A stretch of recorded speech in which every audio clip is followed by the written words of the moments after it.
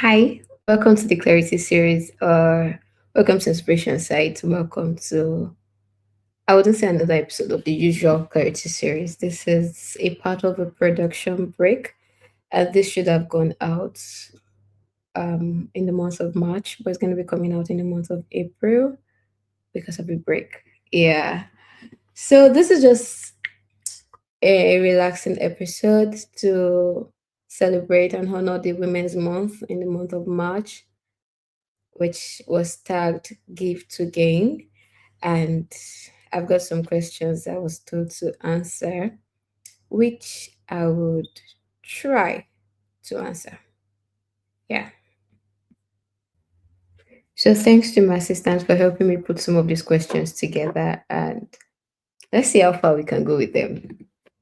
Okay, what does thriving realistically look like for you at this stage, balancing performance, personal development, and contribution to others? So the first thing that comes to my mind to say is I'm one of the few people, or one of the people that would tell you that I wouldn't survive. I would rather thrive than survive. So yeah, I mean, I'm no quick to ask people, are you surviving? Like, I'll probably just ask, how do you thrive in this? So, and as one who likes and values baby steps, thriving is very important for me, where I get to take little steps and grow in phases, grow bit by bit. So at this stage of my life, where I'm still in school, trying to navigate career, balance my interest, and seeing how I can grow, I think the most important thing is to ensure that in whatever I have at the moment, I'm making impact and I'm trying to like improve so that I am better than who I was yesterday. And I am like growing, progressing, improving. So I may not be able to measure my performance, but I can measure my results. I can measure if I set a monthly goal, which is something I did this year, to say that a number of things might happen for me in a month, but like this is one major thing I want to do this month. And once I'm able to achieve that one major thing, I'm like, oh yeah, I won, I made it. And in contributing to others, as much as I can see that there is growth and that they are making a little progress. That's one of the things I like. A little progress for me means a lot than nothing at all. So I don't know if I answered that. Well, yeah. Okay, so the next question. Looking back at your student journey, how has giving, such as helping peers, sharing resources, or supporting others, positively impacted your growth or opened unexpected opportunities? So, um, I'm trying to see how a number of situations this have worked out, played out in a number of situations, and maybe in the classroom, yeah, both for my undergrad and for my postgrad. For my undergrad, I was the class rep at the final year, and for my postgrad, I'm currently the student rep for my course, and I'm trying to see how. But I think one of the most important things that on both in both situations would be helping my peers to like get access to things or sharing resources, sharing information, trying to see that they are on board with certain things. One of the many things it has done for me is to build relationship with my lecturers. Yes. So from my undergraduate school, Ocean State University, I can proudly say I have a reasonable level of relationship with all of my lecturers. I mean, all of the people that taught me at the time, because I had to get information from them, I had to get resources from them, I had to get answers to questions from my peers from them. And so like I had to develop relationship with them. And thank God for how God created me, for being a good girl in the little way I can be. I've benefited from these people, from learning from them even after graduation. And now between student to student relationship, like myself and my classmates and my peers, sharing things with them helps to keep me informed as well. Sharing resources with them helps to keep me at my best, helps me to know more, helps me to know better, um helps me to be up to date with certain things. And for me, it's not about leading, like to be at the top or to boss anybody around. No, it's more about serving and following. And it helps me to have a relationship with them. And I get to learn from even people you probably don't think have things to offer. You'll be shocked at how much they really have to offer and how much you can learn from them. And that's like a few of the beautiful things of giving to my peers. Yep. Okay. How can female students and young professionals intentionally build supportive networks that go beyond academics and evolve into long term career relationships? So, building of relationships for students, yeah, it starts from the classroom. And sometimes it starts before you get into the classroom. For people who probably are delay after their secondary school, like college, and even in college, in secondary school, relationship you build with your classmates at the time and your teachers at the time could come in very instrumental. I think one of the most important things would be intentionality about your relationships, being intentional. You cannot always be intentional about everybody you meet, and you may not be able to follow through with everybody. But there are some few people that you just keep tabs on, some few people that you can just check on once in a while, or if they're on social media, you know what, just follow their page, like their post. It's like when you like, they're like, I'm seeing you, I'm seeing you, like they are seeing you.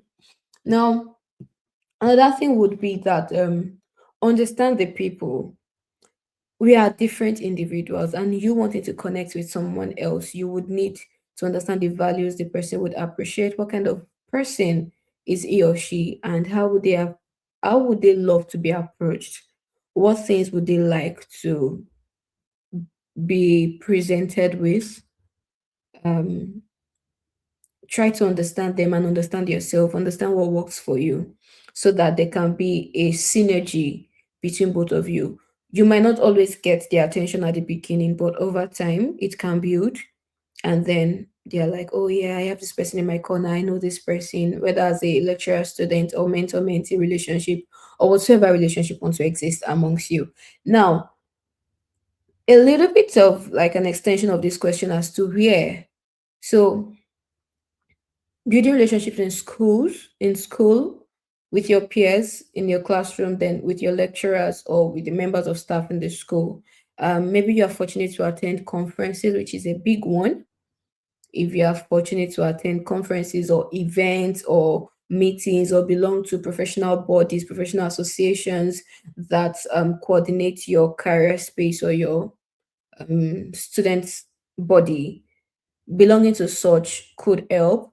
Being a part of associations or societies in school would also be a win because you get to like meet people, interact with people, build, connect. It's very important.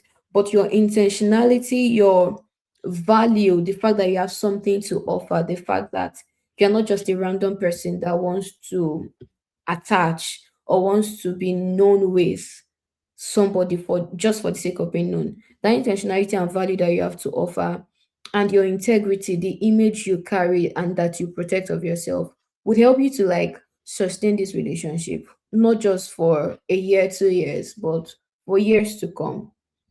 And oftentimes you may not see this person after a while. Maybe you go to school in another country or in another state, or like you you have a career transition or something, but you could meet someone that knows them.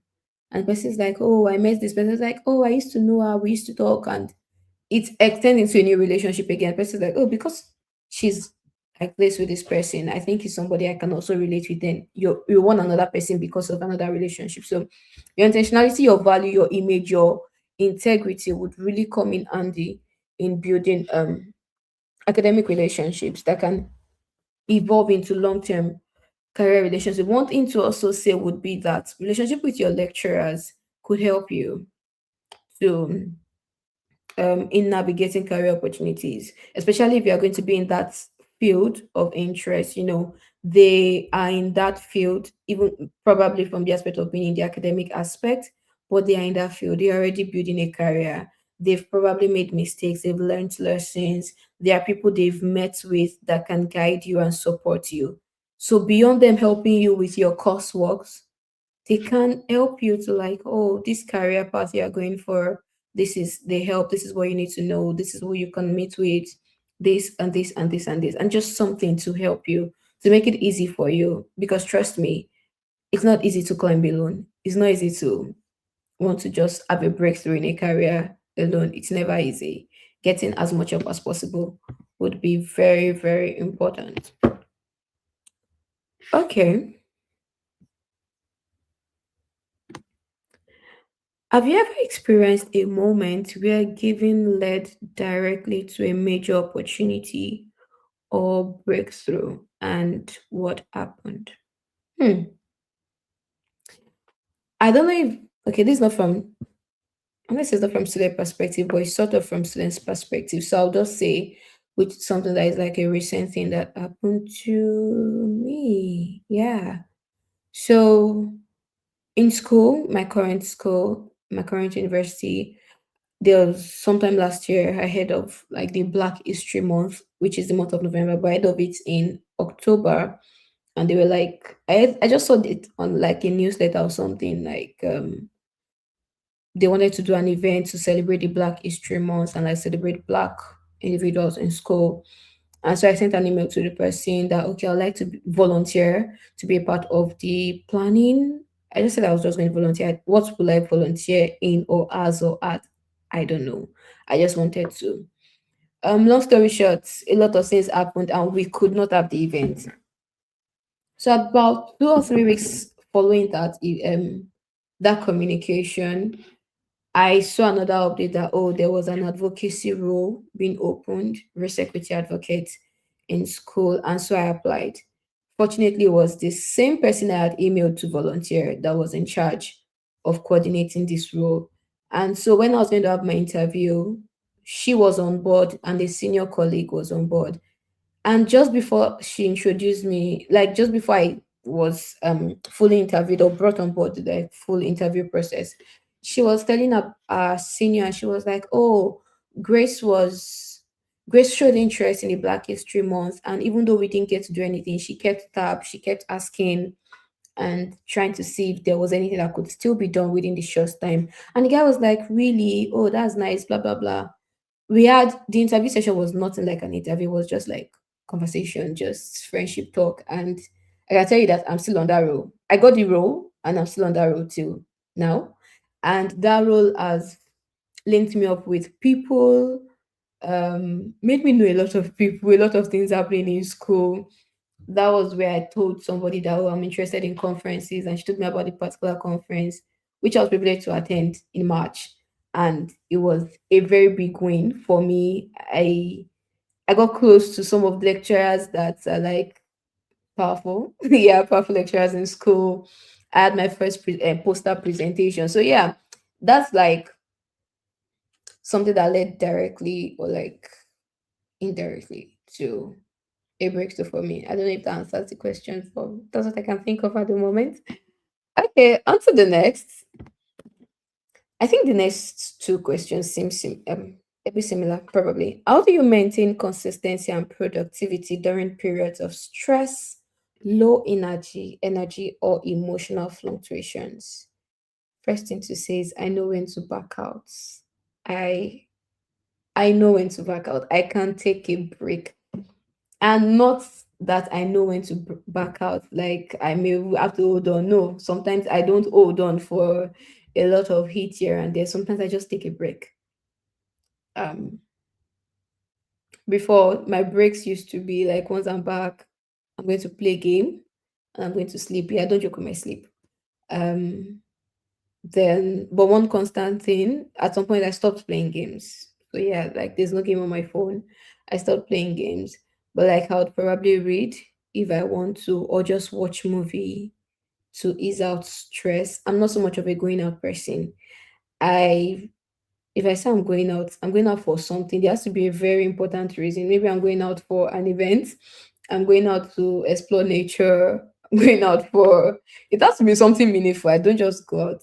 I don't go out for fun or just gonna party. No, I don't do that. So yeah, when there's stress for me, like I take a break. I I definitely take a break.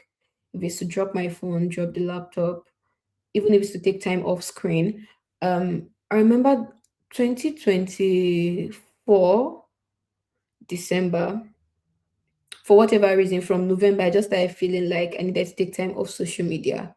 And 2024 December, I was really off social media. In fact, I think I uninstalled a number of apps. Then for my WhatsApp, I froze it because I was going to be having some meetings in and out. So I froze my WhatsApp. And for other things, for the other apps on my phone, they were on timer. So they would not like operate. I think after every 10 minutes they like log out and I have to like go again. And I don't know if it's still there, but it was there for a long while, for like probably 9 months after I didn't remove that setting. I just left it there just to help me. That one was to control my time screen and to like just put myself in check. So yeah, to maintain consistency, I take a break and then I come back. But during my breaks, most time, like I would tell some people, like during some of my certain leadership roles, I'll tell some people that even when I'm sleeping, I'm busy because when I'm sleeping, it's like I'm thinking about things. And thank God for my faith and thank God for God who helps that. I may be sleeping and then I'm just dreaming of a solution to something, or I may be sleeping and then I'm waking up with new ideas, with things to help solve a particular thing I probably had in mind before going to sleep. So yeah, take a break. It helps me. And accountability. So sometimes I like have to tell my mentors or my friends like I want to do this, and they like keep me in check to see that I'm able to do it. So I think with that I have probably a little bit answered this, which is what practical habits or routines help you stay mentally and physically balanced while managing studies, work, and personal life. And addition to this would be practical habits that help me, or routine would be that sometimes I just want to go out. So my classes, I love my classes. I love taking lectures. But I'm also grateful for one thing that my course helps me, that my course provides, which is having field trips. So sometimes after like classes for a while, we like have to go to a farm, and that out of class, that outside the walls experience help me. It like breaks the routine, give me a break, give me fresh air, new things, and then you come back. So that kind of flow. Then personally, I just have find events to go for, or what else? What else keeps me mentally and physically balanced? I don't do gyms, but like I try to walk once in a while, and I try to eat healthy. Yeah, I really, really try to eat healthy. I try to avoid junks to the purest minimum. So instead of buying certain snacks, sometimes I'll just make them myself just to ensure that I know exactly what I'm eating. Um, yeah, mentally, I don't like stress. I don't like worries. If I'm being bothered, I'm like a snail that once you just touch, I just crawl back into my shell. I don't like stress. Okay. How has your experience as a woman shaped your confidence, voice, or leadership style in your field? Um, as a woman, I don't really think my gender has really affected the way I lead or something. I think it makes me enjoy it more. I don't know. Maybe yeah, it's the part where I say thank you to every male out there that knows how to support female leaders, or at least some a female that is probably taking some roles or like supporting something or leading something or anchoring something. Because yeah, for every moment of my life where I get to lead something, there's always a male figure that helps me, that eases the stress. um Leading as a woman is not easy, yet it's easy. I'm just going to put this out there, which is one of the things I feel concerned about, and I tell myself that I've not even grown to certain levels, so I shouldn't feel tired. I shouldn't feel weak about certain things. Sometimes I consider women like Ngozi Okonjo-Iweala, consider like mothers in the faith, Mama Oyedepo, Mama Adeboye, PM, Pastor Mildred, um, Pastor Bukwa Oshika. I consider women like that, and I'm like, how do you people deal with leadership with motherhood? Or okay, before motherhood, with period, menstrual cramps, because I know some women do have menstrual cramps, and I'm like, okay, how do you deal with that? That's monthly. Then pregnancy, like a particular 9 months of your life is like stressed, and you have to lead, you have to, I mean, do certain things. Or maybe they were fortunate to be students. I mean, I met someone at the conference I went for. She said we should call her LDM, Professor Lisa. And she said she was having a 6 month old baby when she was doing her PhD. And so I was like, how do you do it? How do you wear all these hats as a woman and win and thrive? But I think one of the things that has helped me would be seeing these people ahead. So they serve as motivators. I am privileged to have two female mentors and one male mentor, but I have other people I'm accountable to and other people that keep tabs on me and like females. And sometimes I'm not ashamed to like, Ma, how are you doing it? Like a number of them are married with kids. Like, how are you doing it? How do you like put it all together and still lead, still show up, still have your confidence as lecturers, still teach, still release carry out research, publish articles, attend conferences, and then your family is still doing well and standing in the faith. I'm like, how do you do it? But like having these people ahead really it helps me to say, yeah, these are models. If they can do it, then I can do it.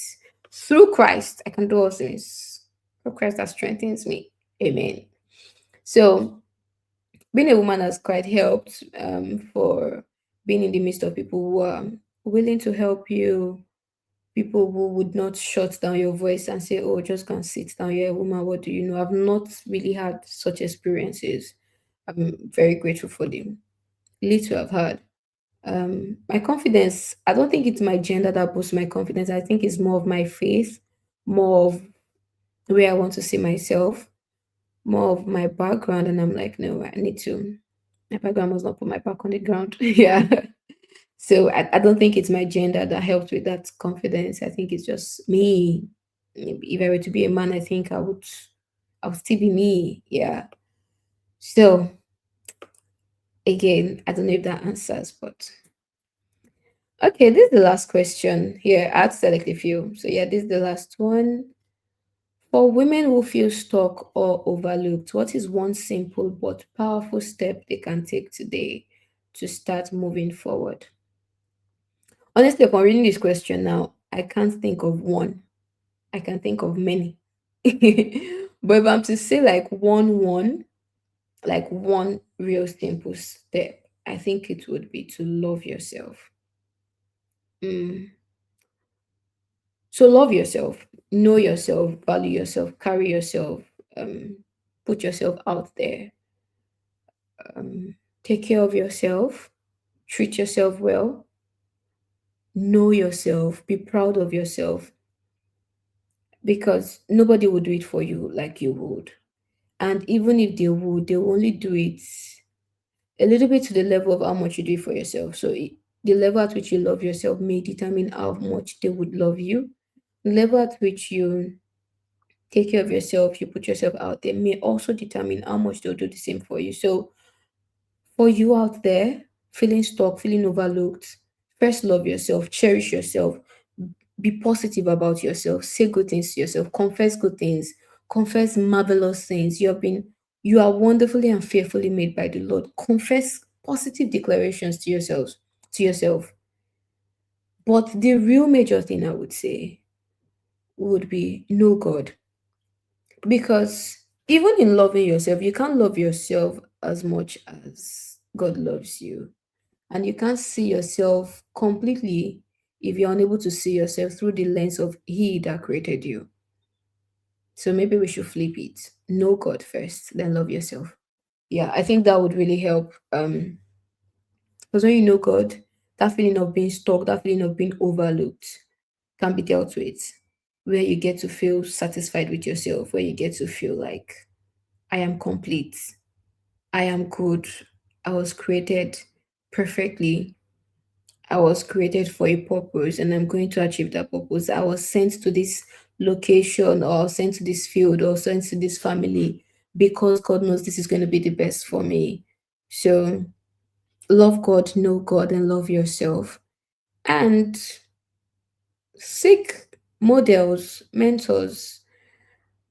I am one of those who have been blessed by amazing mentors. I've been privileged to ride on the back of a number of people, and I'm honestly grateful for all of my mentors. I love all of my mentors, and I think mentorship is something very valuable.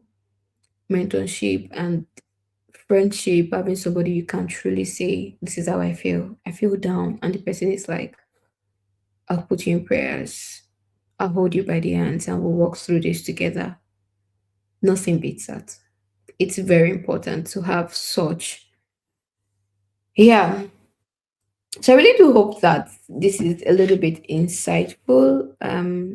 Yes, it's still a production break episode, and it's an episode for in honor of women, the Women's Month, which was last month. There's probably going to be a second version of this because at the point when I received this question, I had another question that I shared with 3 or 4 people, which I probably would be addressing as soon as I get all the responses together. It's still about women. Hopefully, God willing, I don't forget, and hopefully, this is still an assignment for me. We can do something for the men when it's time. Yeah, I really do hope so. So, thank you for staying tuned. Thank you. If you're a woman out there, I celebrate you. If you're a man who has a friend, if a female friend, mother, sister, wife, daughter, celebrate you too. Thank you for being in their lives. And thank you for following Clarity Series and Inspiration Sites. Clarity Series fully will be back next week. See you on our next episode.